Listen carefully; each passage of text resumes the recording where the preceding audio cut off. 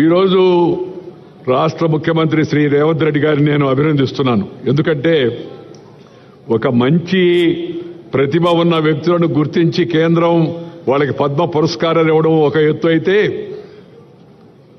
అలాంటి పురస్కారాలు అందుకున్న వారిని, మన తెలుగు వారిని ఈ రాష్ట్రంలో పిలిచి సన్మానించాలని చెప్పని అనుకోవడం అవుతుందో ఇది మంచి సాంప్రదాయం అని చెప్పని నేను భావిస్తున్నా. సాంప్రదాయానికి నాంది పలికిన రేవంత్ రెడ్డి గారిని హృదయపూర్వకంగా అభినందిస్తున్నా. నాకన్నా చిన్నవాడు కాబట్టి ఆశీర్వదిస్తూ ఉన్నాను. శ్రీ రేవంత్ రెడ్డి నాకు చిన్నప్పటి నుంచి తెలుసు.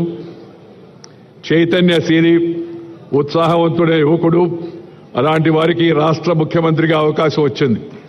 ఆయన హయాంలో మరిన్ని మంచి పనులు జరగాలని, తెలంగాణ యొక్క సర్వతోముఖ అభివృద్ధికి ఆయన పూర్తిగా కృషి చేస్తారని నమ్మకం నాకుంది.